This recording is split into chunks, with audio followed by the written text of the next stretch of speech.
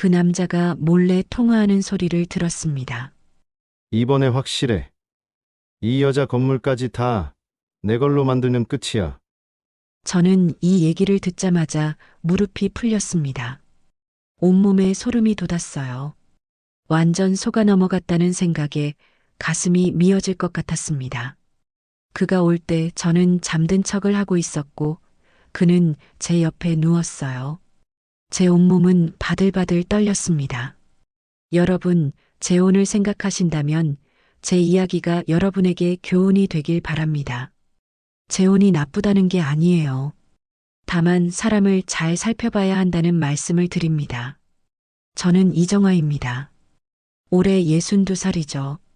남편과 사별한 지 벌써 7년이 지났습니다. 교사로 정년퇴직한 후 작은 손뜨개 공방을 운영하고 있어요. 경제적으로는 딱히 부족할 게 없었습니다. 남편이 남겨준 연금도 있고 공방 수입도 꽤 괜찮았거든요. 하지만 밤이 되면 정말 견디기 힘들었습니다. 낮에는 그래도 손님들이 와서 이야기도 나누고 뜨개질 가르치느라 바쁘게 지낼 수 있었어요. 그런데 문을 닫고 집에 돌아오면 너무 조용했습니다. 텔레비전을 켜놔도 소음일 뿐이었죠.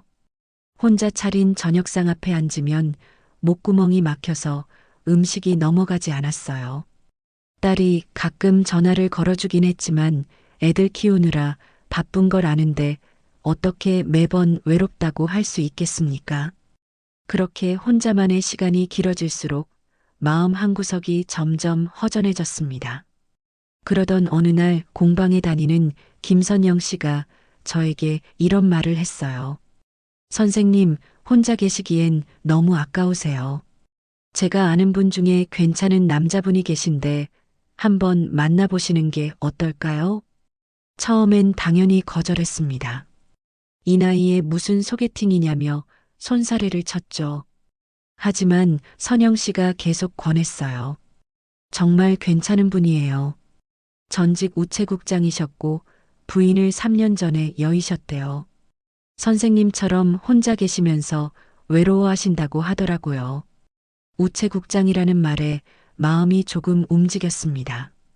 공무원이었다면 성실하고 책임감 있는 분일 거라는 생각이 들었거든요. 그래도 망설이는 저를 보고 선영 씨가 말했어요.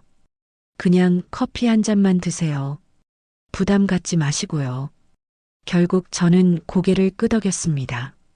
정말 커피 한 잔만 마시고 오겠다고 다짐하면서 말이에요.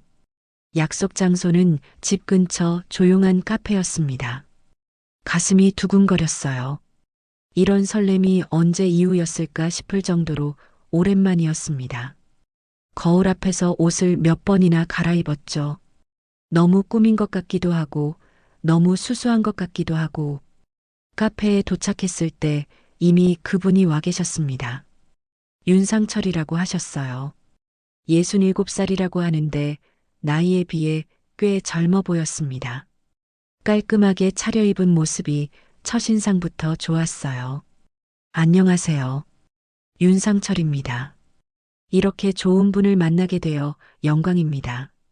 정중한 인사와 함께 의자까지 빼주시는 모습에 마음이 따뜻해졌습니다. 오랜만에 느끼는 설렘이었어요. 그날 이후 윤상철 씨는 정말 다정하게 저에게 다가왔습니다. 매일 아침이면 어김없이 전화가 왔어요. 정화 씨, 잘 주무셨어요? 오늘 날씨가 좋네요. 산책이라도 나가시면 좋을 것 같은데. 이런 안부 전화를 받는 게 얼마나 오랜만인지 몰라요. 남편이 살아계실 때도 이렇게 세심하게 챙겨주지는 않았거든요. 마음 한구석이 따뜻해지면서 하루하루가 기다려졌습니다. 주말이면 꼭 맛있는 곳으로 데려가 주셨어요. 한정식집, 이탈리아 레스토랑, 때로는 호텔 뷔페까지. 저 혼자서는 감히 가보지 못했을 곳들이었죠. 정화 씨 같은 분을 만나게 된 게 제 인생의 행운입니다. 식사 중에 이런 말을 들을 때마다 얼굴이 화끈거렸어요. 이 나이에 이런 말을 들을 줄 몰랐거든요. 거울을 보며 화장도 더 신경 쓰게 되고 옷도 예쁜 걸로 골라 입게 됐습니다. 윤상철 씨는 우체국장을 하다가 정년퇴직했다고 했어요. 그래서인지 말투도 차분하고 책임감 있어 보였죠. 가끔 우체국 시절 이야기도 들려주셨어요. 부하 직원들 관리하는 게 쉽지 않았어요. 그래도 국민들에게 우편 서비스를 제공한다는 사명감으로 버텼죠. 이런 이야기를 들으면 이 사람은 정말 성실하고 바른 사람이구나 싶었습니다. 공무원 특유의 안정감도 느껴졌고요. 한 달 정도 지났을까요? 그날도 윤상철 씨와 함께 백화점 식당가에서 점심을 먹고 있었어요. 식사 중에 그의 휴대폰이 울렸습니다. 잠깐만요. 중요한 전화 같아서. 윤상철 씨가 자리에서 일어나 조금 떨어진 곳으로 갔어요. 목소리가 들릴 거리는 아니었지만 표정만은 볼 수 있었죠. 아, 김 과장님이시죠? 저 윤상철입니다. 처음엔 반가워하는 것 같았어요. 우체국 동료분께 전화하는 것 같았거든요. 그런데 뭔가 이상했습니다. 상대방이 말하자마자 윤상철 씨 얼굴이 굳어졌어요. 아니, 잠깐만요. 제가 지금... 그런데 상대방이 전화를 끊어버린 것 같았어요. 윤상철 씨가 휴대폰을 보며 당황하는 표정을 지었거든요. 몇 번 더 전화를 걸어보는 것 같았는데 받지 않나 봅니다.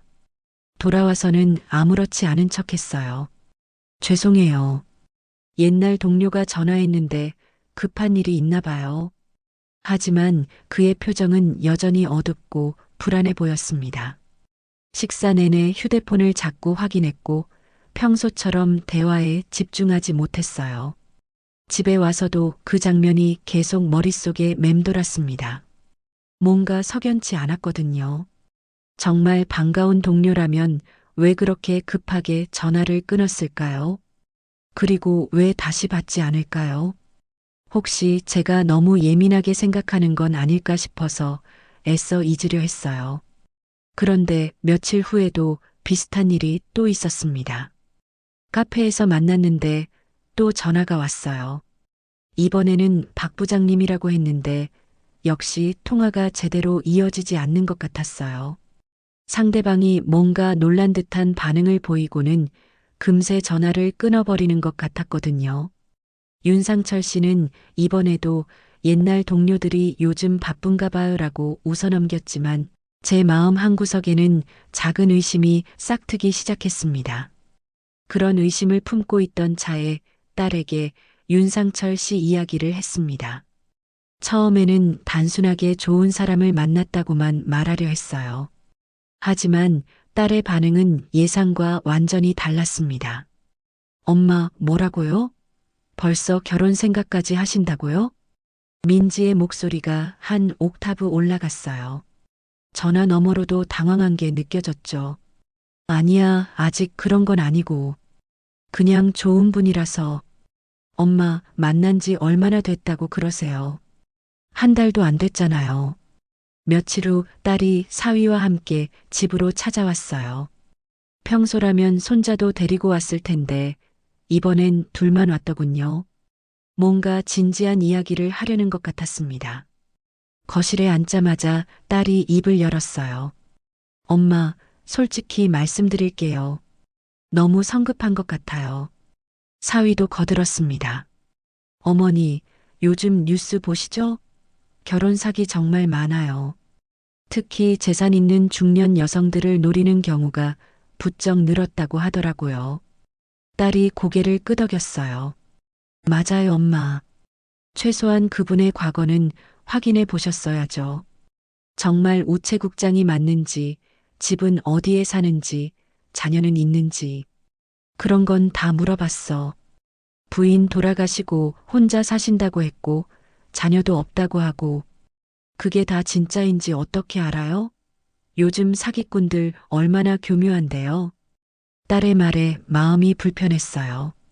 물론 조심스러운 건 맞지만 윤상철 씨에 대해 나쁘게 생각하는 것 같아서 기분이 상했거든요. 너희들은 너무 의심이 많아. 그분은 그런 사람이 아니야. 엄마, 저희가 걱정돼서 그러는 거예요. 엄마 혼자 계시니까 외로우신 건 알지만 그래도 너무 성급해요. 사위가 조심스럽게 말했습니다. 어머니, 정말 좋은 분이라면 시간을 두고 천천히 알아가셔도 되잖아요. 굳이 서두를 필요는 없는 것 같은데요. 딸과 사위가 돌아간 후 마음이 복잡했습니다. 한편으로는 애들 말이 맞다는 생각도 들었어요. 너무 성급했나 싶었거든요. 하지만 다른 한편으로는 이렇게 좋은 사람을 놓치면 언제 또 만날 수 있을까 하는 아쉬움도 컸습니다. 그런데 며칠 후 윤상철 씨가 더욱 적극적으로 나왔어요. 마치 제가 망설이고 있다는 걸 눈치챈 것 같았습니다. 정아 씨, 저 같은 사람과 함께 해주겠다면 정말 평생 곁을 지키겠습니다. 이제 나이도 있고 서로 외롭지 않게 의지하며 살고 싶어요. 이런 진심 어린 말을 들으니 딸의 걱정이 기우였다는 생각이 들었어요. 이렇게 진실한 사람이 사기꾼일 리 없다고 생각했거든요. 하지만 마음 한구석의 의심은 쉽게 사라지지 않았습니다. 특히 전화 통화할 때 보였던 그의 당황스러운 표정이 계속 떠올랐어요. 그러던 어느 날 윤상철 씨가 명함을 주면서 말했어요. 이제 정식으로 제 소개를 드려야겠어요. 명함을 받아보니 윤상철 전 대구중앙우체국장이라고 적혀 있었습니다. 주소와 연락처도 깔끔하게 인쇄되어 있었어요. 명함을 보니 좀 더 믿음이 갔습니다. 그런데 집에 와서 호기심에 인터넷을 검색해 봤어요. 딸이 그러라고 한 건 아니었지만 그냥 궁금해서였죠. 명함에 적힌 주소를 검색창에 입력했습니다. 대구 중앙우체국 달서구 월성동 1238-5. 그런데 검색 결과가 이상했어요. 그 주소에는 우체국이 없었습니다. 주거용 아파트 단지였어요. 혹시 제가 잘못 입력했나 싶어서 몇 번 더 확인해 봤지만 결과는 같았습니다. 가슴이 두근거렸어요. 혹시 주소가 바뀌었나 싶어서 대구중앙우체국을 따로 검색해 봤습니다. 실제 대구중앙우체국은 전혀 다른 곳에 있었어요. 수성구에 있더군요. 손이 떨렸습니다.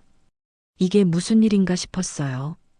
혹시 제가 잘못 본 건가 싶어서 명함을 다시 꺼내봤지만 분명히 달서구 월성동이라고 적혀 있었습니다. 머릿속이 복잡해졌어요. 단순한 실수일 수도 있겠지만 왜 하필 존재하지 않는 주소를 명함에 적었을까요? 그리고 그 전화 통화들도 이상했고 그날 밤 잠이 오지 않았습니다. 딸의 말이 계속 머릿속을 맴돌았어요. 요즘 결혼 사기 많다고 했잖아요. 최소한 그의 과거는 확인해 보셨어야죠. 하지만 다른 한편으로는 이런 생각도 들었어요. 설마 윤상철 씨가 그런 사람일까? 그렇게 다정하고 신사적인 분이 거짓말을 할 리가 있을까? 제 마음은 의심과 믿음 사이에서 계속 흔들렸습니다. 그런 의심들을 안고 있으면서도 결국 저는 윤상철 씨와 혼인신고를 했습니다. 딸의 강한 반대에도 불구하고 말이에요. 엄마, 정말 후회하실 거예요. 민지가 눈물까지 흘리며 말렸지만 제 마음은 이미 정해져 있었어요. 그 모든 의심들이 제 착각이었기를 바랐거든요. 그리고 무엇보다 이런 기회를 놓치면 평생 혼자 살아야 할 것 같았습니다. 혼인신고를 마치고 나서 윤상철 씨가 말했어요. 이제 우리 집을 구해야죠. 제가 좋은 곳 알아봤어요. 기대가 컸습니다. 우체국장까지 지낸 분이니 어느 정도 여유는 있을 거라고 생각했거든요. 그런데 윤상철 씨가 데려간 곳은 낡은 연립주택이었어요. 2층 건물의 1층이었는데 현관문부터 삐걱거렸습니다.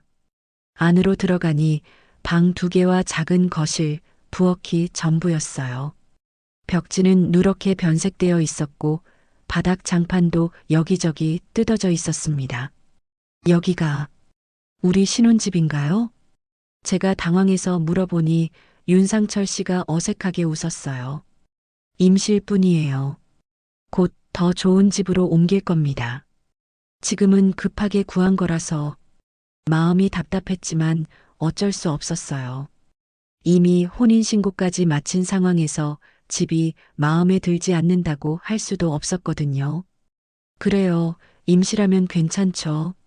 하지만 속으로는 불안했습니다. 정말 임시일까? 혹시 윤상철 씨의 경제 상황이 제가 생각했던 것과 다른 건 아닐까? 이사를 마치고 며칠 후 윤상철 씨가 이상한 이야기를 꺼냈어요. 정화 씨, 제가 부탁드릴 게 있어요. 무슨 부탁인데요? 제 통장이 좀 문제가 있어서요. 세금 때문에 일시적으로 동결된 상태예요. 그래서 당분간 정화 씨 통장을 좀 써도 될까요? 세금 때문에 통장이 동결됐다는 게 이해가 안 갔어요. 우체국장이었으면 세금 관리도 잘했을 텐데. 무슨 세금 때문에요? 퇴직하면서 정리 안 된 게 있어서요. 곧 해결될 테니 걱정하지 마세요. 뭔가 석연치 않았지만 남편인데 어떻게 거절할 수 있겠어요. 결국 제 통장 카드를 건네줬습니다. 그런데 이상한 일들이 계속 생겼어요. 윤상철 씨가 외출할 때마다 누군가와 전화 통화를 하는데 목소리가 심상치 않았거든요. 아니야, 조금만 더 기다려. 곧 해결될 거라니까. 내가 언제 거짓말했어? 이번에는 정말 확실하다고. 이런 말들이 들려왔어요. 누구와 통화하는 건지 궁금했지만 직접 묻기는 어려웠습니다. 한 달쯤 지났을까요? 그날은 근처 마트에 장 보러 나갔다가 일찍 돌아왔어요. 집 앞 골목에서 놀라운 장면을 봤습니다. 윤상철 씨가 낯선 남자와 길에서 이야기하고 있었는데 분위기가 험악했어요. 남자는 덩치가 크고 인상이 거칠었습니다. 윤 씨, 더 이상 기다릴 수 없어요. 약속한 날짜가 언제였는데? 남자의 목소리가 위협적이었어요. 저는 모퉁이에 몸을 숨기고 들었습니다. 빚은 곧 정리한다니까? 이번에는 확실하다 했잖아. 윤상철 씨의 목소리도 절박했어요. 빚이라는 단어가 저를 충격에 빠뜨렸습니다. 확실하다고? 지난번에도 똑같은 소리 했잖아요. 이 여자한테서 돈 뽑아내는 것도 한계가 있을 텐데. 아니야, 이번엔 정말 다르다고. 조금만 더 시간을 줘. 한 달, 딱 한 달만 더 기다려줄게요. 그 이후엔 어떻게 될지 모르니까 각오하세요. 남자가 윤상철 씨의 어깨를 거칠게 치고는 사라졌어요. 윤상철 씨는 그 자리에서 한동안 머리를 감싸쥐고 있었습니다. 저는 다리에 힘이 빠져서 그 자리에 주저앉고 말았어요. 머릿속이 하얘졌습니다. 빚이 있다고? 그것도 상당한 금액인 것 같았어요. 그리고 이 여자한테서 돈 뽑아내는 것이라는 말은 뭐죠? 설마 저를 이용하려는 건가? 제 재산을 노리고 결혼한 건가? 그동안의 다정한 모습이 전부 연기였단 말인가요? 가슴이 미친 듯이 뛰었어요. 숨이 제대로 쉬어지지 않았습니다. 그제야 딸의 말이 떠올랐어요. 요즘 결혼 사기 많다고 했잖아요. 집으로 들어가서도 정신을 차릴 수가 없었어요. 윤상철 씨가 돌아와서 평상시처럼 인사를 건넸지만 제대로 대답할 수가 없었습니다. 정화 씨, 어디 아픈가요? 얼굴이 안 좋아 보이는데. 아니에요, 괜찮아요. 하지만 전혀 괜찮지 않았어요. 그의 다정한 목소리마저 이제는 가짜로 들렸거든요. 과연 이 사람의 진짜 모습은 뭘까? 저를 정말 사랑하는 걸까? 아니면 제 재산만 노리는 걸까? 그날 밤 잠이 오지 않았습니다. 옆에서 평온하게 잠든 윤상철 씨를 보면서 온갖 생각이 머릿속을 스쳐갔어요. 제가 얼마나 큰 실수를 한 걸까? 이제라도 늦지 않았을까? 그 일 이후로 윤상철 씨의 태도가 조금씩 달라지기 시작했어요. 처음엔 미묘한 변화라서 제가 예민하게 느끼는 건가 싶었습니다. 어느 날 제가 문화센터에 가려고 준비하고 있는데 윤상철 씨가 말했어요. 정아 씨, 어디 가세요? 아, 문화센터요. 서예 수업 있거든요. 문화센터요? 거기 남자들도 많이 다니죠? 갑작스러운 질문에 당황했어요. 왜 남자 이야기를 하는 걸까요? 남자분들도 몇 분 계시긴 하지만 대부분 여자분들이에요. 그래도 이제 내 아내로서 조심해야죠. 괜히 오해 살 일 만들 필요 있나요? 이상했어요. 결혼 전에는 제가 문화센터 다니는 걸 좋아했거든요. 취미 생활하시는 모습이 보기 좋다고 했으면서 왜 갑자기 이런 말을 하는 걸까요? 오해라니요. 그냥 서예 배우는 거예요. 그래도 굳이 나가실 필요 있나요? 집에서 저랑 시간 보내는 게 더 좋지 않을까요? 결국 그날은 문화센터에 가지 못했어요. 뭔가 기분이 나빴지만 신혼 초라서 남편이 함께 있고 싶어 하는 건가 싶어 이해하려고 했습니다. 하지만 며칠 후에는 더 심했어요. 고등학교 동창 모임에 가려고 하는데 또 문제를 제기했거든요. 동창회요? 남자 동창들도 많이 올 텐데요. 그럼 어쩌라는 거예요? 제가 여고를 나온 것도 아니고 요즘 같은 세상에 기혼 여성이 그런 자리에 가는 게 적절한가요? 목소리에 화가 섞여 있었어요. 처음 보는 모습이었습니다. 상철 씨, 너무 심하시는 거 아니에요? 친구들 만나는 것도 안 된다는 거예요? 심한 게 아니라 당연한 거죠. 이제 우리는 부부잖아요. 결국 동창 모임도 빠지게 됐어요. 친구들에게 전화해서 갑자기 못 간다고 했을 때 얼마나 부끄러웠는지 몰라요. 그뿐만이 아니었어요. 휴대폰까지 검사하기 시작했거든요. 어느 날 샤워하고 나오니까 윤상철 씨가 제 휴대폰을 들고 있었어요. 뭐 하세요? 아, 시간 보려고 했는데 문자가 와서 그만. 거짓말인 게 뻔했어요. 제 휴대폰 화면을 뒤적거리고 있었거든요. 제 휴대폰을 왜 봐요? 부부 사이에 숨길 게 뭐 있어요? 당연한 거 아닌가요? 당연하다고요? 남편과 사별하기 전까지 그런 적은 한 번도 없었는데요. 오히려 서로의 사생활을 존중해줬거든요. 그 이후로는 아예 노골적으로 제 행동을 감시했어요. 누구와 통화했는지, 어디에 갔는지 일일이 물어봤습니다. 마치 제가 뭔가 잘못하고 있는 것처럼 취급했어요. 오늘 공방에 누가 왔어요? 손님들이요. 남자 손님도 있었나요? 몇 분 계셨죠? 어떤 사람들이에요? 나이는 얼마나 되고 뭐 하는 사람들이고 이런 식으로 캐묻기 시작했어요. 처음에는 관심을 보이는 건가 싶었는데 점점 기분이 나빠졌습니다. 그러던 어느 날 윤상철 씨가 화장실에 가면서 바지 주머니에서 지갑이 떨어졌어요. 주워주려고 집었는데 지갑이 열리면서 안에 있던 신분증이 보였습니다. 무심코 봤는데 깜짝 놀랐어요. 거기에는 윤상철이 우체국 일반 직원이라고 되어 있었거든요. 국장이 아니라 일반 직원이었어요. 손이 떨렸어요. 혹시 제가 잘못 본 건가 싶어서 다시 봤지만 분명히 일반 직원이라고 적혀 있었습니다. 그동안 자신을 우체국장이라고 소개했는데 실제로는 일반 직원이었다는 거죠. 명함에도 국장이라고 적어놨으면서 말이에요. 머릿속이 복잡해졌어요. 왜 거짓말을 했을까요? 일반 직원이라고 해서 나쁠 게 뭐가 있나요? 굳이 국장이라고 속일 필요가 있었을까요? 그때 화장실 문이 열리는 소리가 들렸어요.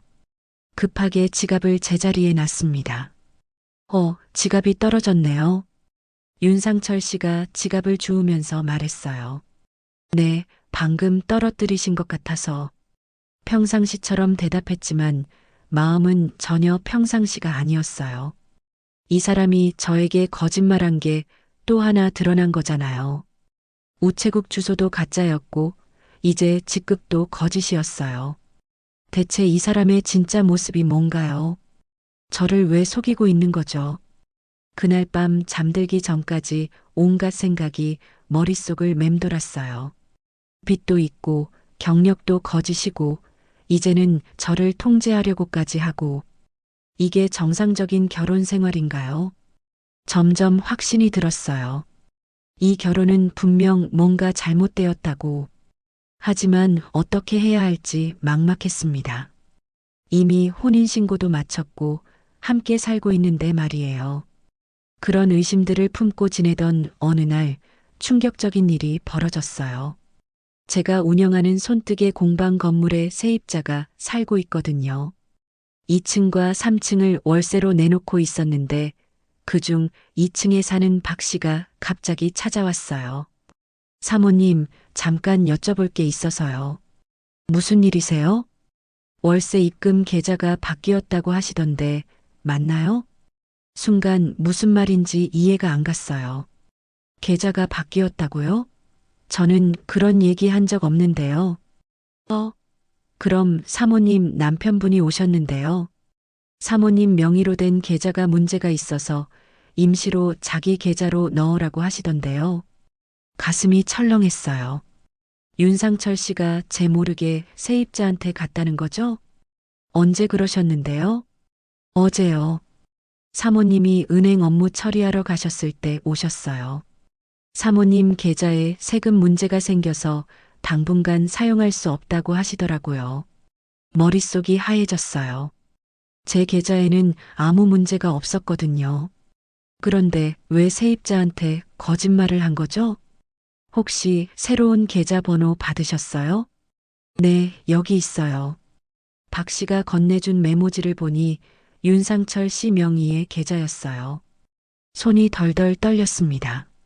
아, 제가 깜빠먹고 있었네요. 네, 맞아요. 거짓말을 할 수밖에 없었어요. 당황한 기색을 들키고 싶지 않았거든요. 박 씨가 돌아간 후 급하게 3층 세입자한테도 전화했어요. 최 씨, 혹시 저희 남편이 어제 가셨었나요? 아, 네. 계좌 바뀐다고 하시던데요. 월세는 계속 같은 금액으로 넣으면 되는 거죠? 3층 세입자한테도 똑같이 말했던 거예요. 제 모르게 세입자들을 모두 찾아다니면서 계좌를 바꾼 거였습니다. 왜 그랬을까요? 제 월세 수입을 자기 계좌로 빼돌리려는 건가요? 아니면 다른 목적이 있는 건가요? 가슴이 미친 듯이 뛰었어요. 이제까지의 모든 의심들이 하나로 연결되는 것 같았거든요. 거짓 경력, 존재하지 않는 주소, 숨겨진 빚, 그리고 이제는 제 재산까지. 그날 저녁 윤상철 씨가 돌아왔을 때 아무렇지 않은 척 했어요. 추궁하고 싶었지만 섣불리 나서면 더 큰 문제가 생길 것 같았거든요. 오늘 하루는 어떠셨어요? 그냥 그랬어요. 상철 씨는요? 저도 별일 없었어요. 거짓말쟁이가 거짓말을 하고 있었어요. 세입자들을 찾아다닌 걸 숨기고 있었습니다. 밤이 되자 윤상철 씨가 화장실에 들어갔어요. 그런데 안에서 전화 통화하는 소리가 들려왔습니다. 문틈으로 새어나오는 목소리에 귀를 기울였어요. 이번엔 확실해. 누구와 통화하는 건지 모르지만 목소리가 흥분되어 있었어요. 월세는 이미 내 계좌로 바꿔놨고 이제 건물 명의만 넘기면 돼. 건물 명의를 넘긴다고요? 제 건물 말인가요? 이 여자 건물까지 다 내 걸로 만들면 끝이야. 그럼 빚도 다 갚을 수 있고 무릎이 풀렸어요. 바닥에 주저앉을 뻔했습니다. 이 여자라고 했어요. 저를 이 여자라고 불렀습니다. 아직 서류는 못 만졌어. 얘가 워낙 조심스러워해서. 하지만 곧 기회가 올 거야. 전신에 소름이 돋았어요. 제 재산을 노리고 있었던 거예요. 처음부터 끝까지 전부 계획된 일이었습니다. 결혼한 게 얼마나 됐다고 벌써 의심하겠어? 좀 더 시간을 두고 천천히 해야지. 결혼도 사랑 고백도 다정한 모든 행동들이 전부 연기였다는 거죠. 저를 속여서 재산을 가로채려는 치밀한 계획이었어요. 걱정하지 마. 이번에는 실패 안 해. 완전히 속아 넘어갔어. 가슴이 미어질 것 같았어요. 완전히 속아 넘어갔다는 말이 머릿속에서 맴돌았습니다. 정말 저는 바보였어요. 딸의 경고도 온갖 의심스러운 상황들도 모두 무시하고 이 사기꾼의 달콤한 말에 넘어간 거였습니다. 화장실 문이 열리는 소리가 들렸어요. 급하게 침실로 들어가서 이미 잠든 척했습니다.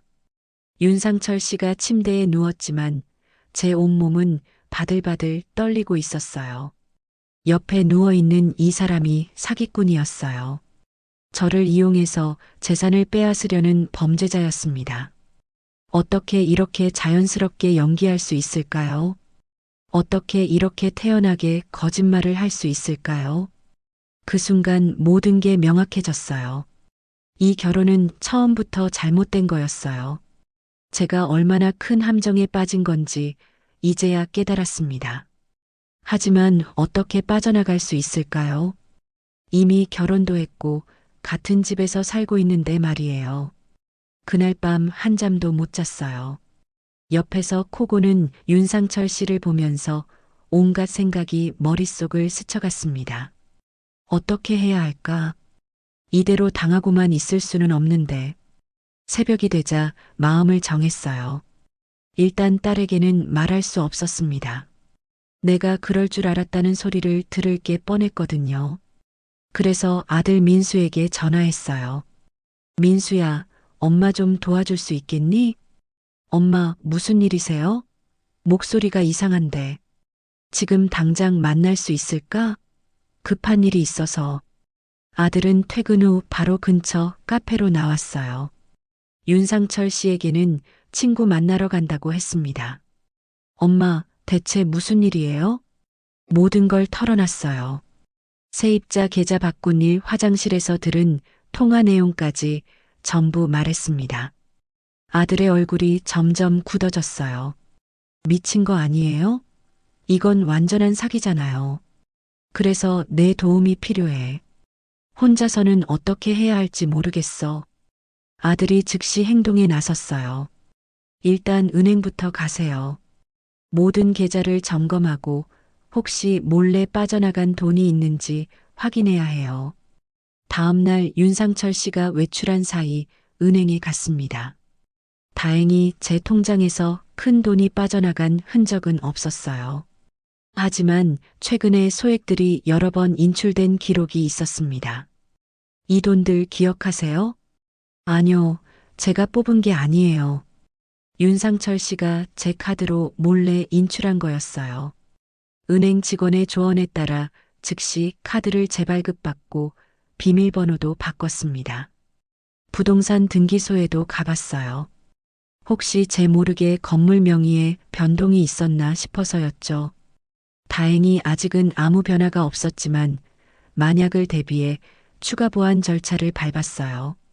집에 돌아와서는 아무렇지 않은 척했습니다. 평소처럼 저녁 준비를 하고 윤상철 씨가 돌아오자 반갑게 맞았어요. 오늘 하루는 어떠셨어요? 그냥 그랬어요. 정화 씨는 어디 다녀오셨나요? 친구랑 쇼핑했어요. 거짓말이었지만 자연스럽게 했어요. 이 사람만 거짓말하는 게 아니라는 걸 보여주고 싶었거든요. 며칠 동안 기회를 엿보았어요. 윤상철 씨가 장시간 외출하는 날을 기다렸습니다. 그날이 드디어 왔어요. 윤상철 씨가 친구 만나러 간다며 나갔는데 늦게 올 거라고 했습니다. 재빨리 짐을 쌌어요. 중요한 서류들, 통장, 도장, 그리고 당분간 입을 옷까지만 챙겼습니다. 손이 떨려서 제대로 정리가 안 됐지만 시간이 없었어요. 짐을 다 싸고 집을 나서는 순간 가슴이 두근거렸어요. 정말 도망치는 기분이었거든요. 하지만 이대로 있다가는 정말 모든 걸 잃을 것 같았어요. 아들이 기다리고 있던 근처 카페로 갔습니다.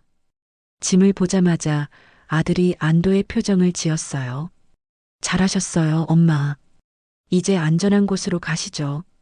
일단 아들 집에 머물기로 했어요. 며느리도 흔쾌히 받아줬습니다. 그런데 다음 날부터 윤상철 씨의 전화가 빗발쳤어요. 정화 씨, 어디 가신 거예요? 집에 왜 안 계세요? 처음엔 다정한 목소리였어요. 잠깐 딸 집에 와 있어요. 언제 돌아오세요? 보고 싶어요. 역겨웠어요. 아직도 연기를 하고 있었거든요. 며칠 더 있을 거예요. 그러자 목소리가 달라졌어요. 정아 씨, 우리 부부잖아요. 이런 식으로 행동하시면 안 되죠. 부부요? 부부가 서로 속이나요? 무슨 말씀이세요? 세입자 계좌 바꾼 거 알고 있어요. 순간 전화 너머가 조용해졌어요. 잠시 후 당황한 목소리가 들렸습니다. 그건 설명할 수 있어요. 오해예요. 오해가 아니라 사기죠. 처음부터 제 재산이 목적이었잖아요. 이번에는 화가 난 목소리로 돌변했어요. 정아 씨, 함부로 말하지 마세요. 증거도 없으면서. 증거요? 화장실에서 통화하는 거 다 들었어요. 이 여자 건물까지 다 내 걸로 만들면 끝이다 했죠? 완전히 들켰다는 걸 깨달았나 봅니다. 이번에는 아예 협박조로 나왔어요. 당신이 뭘 할 수 있다고 생각해요? 이미 혼인신고도 했고, 법적으로는 제가 당신 재산의 절반을 가질 권리가 있어요. 그런 권리 없어요.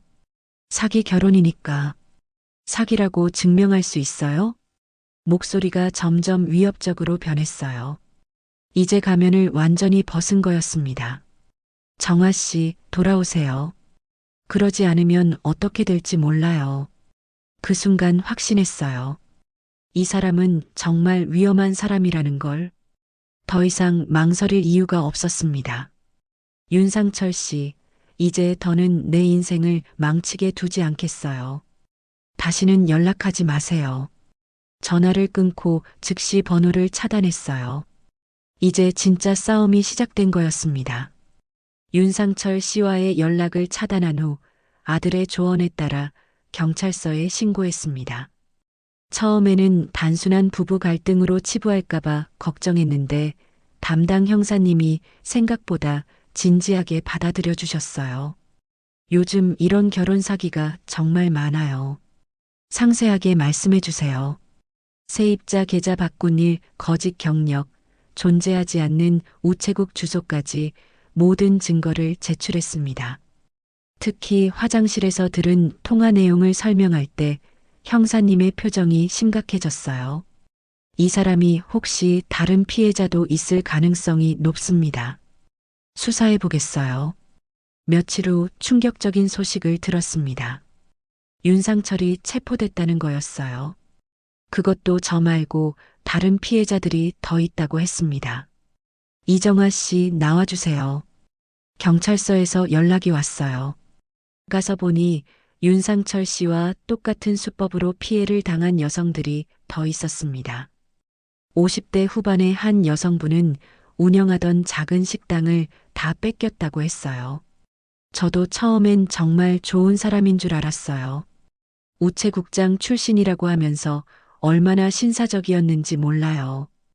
60대 초반의 다른 여성분은 예금을 몽땅 털렸다고 했습니다. 통장을 맡겨달라고 하더라고요. 부부 사이에 뭘 숨기냐면서 바보처럼 믿었죠. 총 6명의 피해자가 있었어요. 모두 비슷한 나이대에 혼자 사는 여성들이었습니다. 그리고 모두에게 자신을 전직 우체국장이라고 소개했던 거예요. 담당 형사님이 수사 결과를 알려줬습니다. 윤상철은 실제로 우체국에서 일하긴 했습니다. 하지만 국장이 아니라 말단 직원이었어요. 그것도 근무 태도 불량으로 몇 번 징계를 받고 조기 퇴직한 거죠. 모든 게 거짓이었던 거예요. 경력부터 성격까지 전부 꾸며낸 이야기였습니다. 은퇴 후 빚이 많이 생겼나 봅니다. 도박에 빠져서 빚이 눈덩이처럼 불어났어요. 그래서 이런 수법으로 여성들을 속이기 시작한 거죠. 피해 규모가 상당했어요. 총 피해액이 3억 원이 넘었습니다. 저는 그나마 일찍 눈치채서 큰 피해를 막았지만 다른 분들은 정말 많이 당하셨더군요. 재판이 열렸을 때 저도 증인으로 출석했습니다. 법정에서 윤상철 씨를 다시 보니 감정이 복잡했어요.